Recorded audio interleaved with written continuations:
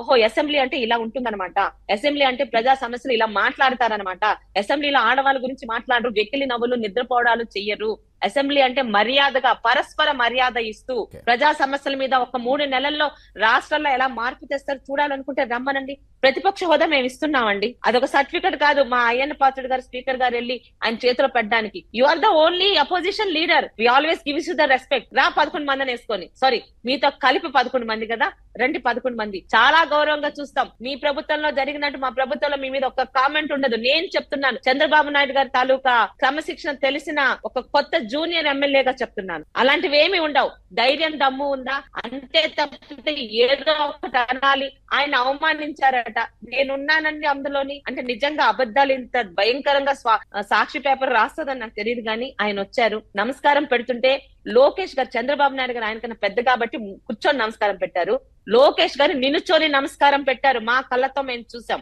ఆయన పాప ఆయన పేరు జగన్మోహన్ రెడ్డి మర్చిపోయి జగన్మోహన్ అని చదివారు, ఇంకేం అవమానాలు చేశారు ఆయనకి.